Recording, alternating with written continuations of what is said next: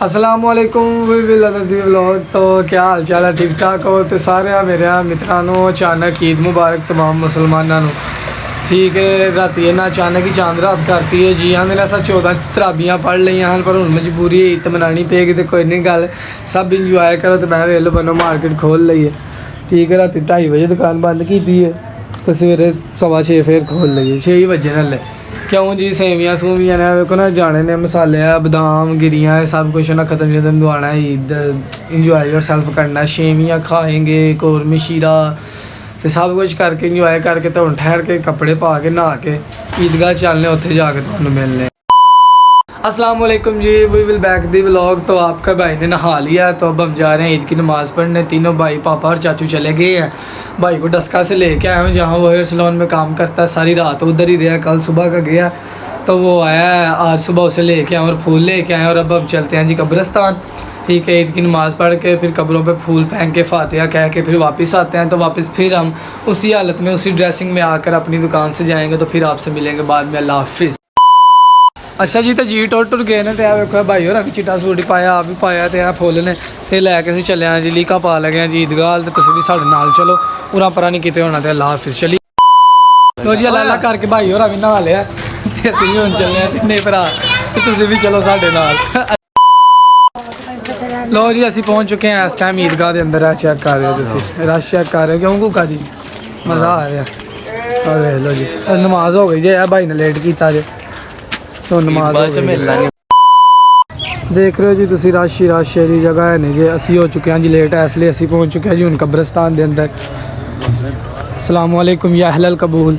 ठीक है, इधर नमाज़ पढ़ के तीओ वेखो कब्रां ने सारियां साढ़े दादे परदादियां दियां, दादी दियां, तो इतने सारे तो कवर फुल शुल पा के तो अल्लाह खैर सलाह वापस चलिए, चल के दुकान खोलीए। शेख साहब ढोल बजा रहे हैं, क्योंकि ढोल होंगे तो शेख बजाते हैं। देखो है जी कब्रां, अभी ताए दी है, ए दादे दे भरा दी है, उन्हां दी भैणां दी ते भरा दी, दादी दादा ही, दादी दादा ओ नहीं यार, दादा पिछे वे, ए दादी है, ओ दादा है, ओ दादे दे भरा ने। 7 भरा ने, तो जिहदे च एक दादा बुरा गए ने जेह्ड़े जान पढ़दे ने, ते दादियां 2 रह गई हैं। देखो जी इस टाइम कब्रिस्तान के अंदर हाँ, थोड़ा भरा मौजूद है। रश बड़ा जे इंतहा दा जी, कि नमाजी आए ने, नमाज पढ़न असी हो चुके हैं लेट भाई की वजह तो। इन्होंने लैके आए हैं तो नहान लग पे सन। लो जी, पिंड वाले जनाजगाह तो ईदगाह तो वापस आए हैं। तो इस टाइम अं पहुँच चुके हैं जी गागे। वेखो दोवें भरावां फुल फड़े। इतने साड़ी एक वड्डी पुप्पो हैं, ठीक है, वो गागे फोत इतने गागे उन्होंने शादी हुई तो फोतो हैं, तो उन्होंने कबर से आए हैं। इतों हूँ फारग हो गए, फिर तुहाडा वीर चलदा जी गिल्ला चेक, उत्थे जाके एक पुप्पो की कबर। अच्छा जी, तो अब पहुँच चुके हैं जी गिला चेक में कब्रिस्तान में। इधर हमारी पुप्पो हैं, ठीक है, तो उनकी कब्र पे आए हैं। इधर भी दुआएं खैर करते हैं, फिर अब चलते हैं जी घर। एक गुग्गू की होते हैं, उधर जाया नहीं जाना, वो दूर बहुत है, इसलिए चलते। अस्सलाम वालेकुम जी, we will back the vlog. तो तुहाडा भाई आ गया कब्रिस्तान तो वापस। ठीक है, गागे भी गए हैं, तुसा वेख्या तो होना, सेवियां खा लगे हैं। जाने भी साढ़े हो चुके हैं। ऐ चेक करो, ऐ चेक करो, दोवें कोजियां तैयार हो गई हैं। ठीक है, तीजी रह गई है, उन्होंने तैयार करके फिर तुहानू मिलना नीचे नू खा लईए। अल्लाह हाफिज़। अच्छा जी, तो तुहाडा भरा वे लो तैयार श्यार होया, ठीक है, नमाज वगैरह सब कुछ पढ़ आया। तो हुण मैं पा लगा जी लीका, यानी कि कपड़े बदलने लगा। ठीक है, कपड़े बदल के वही पुराने पा के तो तुहाडा भरा हुण दुकान लाएगा। तो फिर बाद ठहर के बंदा ना फ्रैश हो के फिर बाद कपड़े पावांगे, थोड़ी देर रेस्ट करांगे। रात का जगराता 2-2:30 बजे बन्नो मार्केट बंद हुई है।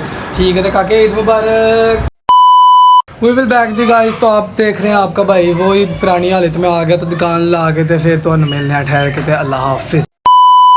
We will back the video. तो आपका भाई देख रहे हैं, आपने आपके भाई ने सब कुछ सजा दिया, डब्बे लगाए हैं, रैक शैक, ठीक है, पैसे कमा रहे हैं, गहमा गहमी हो रही है, रश है, यानी इंजॉय योर सेल्फ कर रहे हैं। तो अब मैं आपसे इजाज़त लेना चाहता हूँ, आपसे मुलाकात होगी थोड़ी देर बाद, जब भाई बैठेंगे या पापा शॉप पर बैठेंगे, तो हम कपड़े पहन के तो फिर कहीं घूमने जाएंगे या किधर जाएंगे, तो फिर आपसे मिलेंगे जी। अल्लाह हाफिज़। We will back the vlog जी। तो आपका भाई आप देख रहे हैं फुल बटा फुल फारग हो चुका है। ठीक है, 8 बज गए हैं और आपका भाई ऐसी दुकान पर जलील हो रहा है, कोई कपड़े नहीं पहने हैं। उसके बाद तो इंजॉय योर सेल्फ हो रहा है। तो आपसे गुजारिश है कि आप इनको सही इंजॉय करें, हमारी तरह जलील ना हो। तो जो जिम्मेदारी थानी है वो आपके भाई ने पूरी की है, सुबह से लेकर शाम तक दुकान पर है। तो आपका भाई देख ले कितना मेहनती है, इसीलिए लाइक बनता है। और अच्छा जी, तो आज का व्लॉग यहीं पे ख़त्म करते हैं। फुल डे बोरिंग में गुजरा है। सेंटा को आपने देखा, ठीक है, इतिहास भाई दिया है को कपड़े पा के फिरदा पे ध्यान ना लाए, मैं फिर वही चंगड़ा हालत च।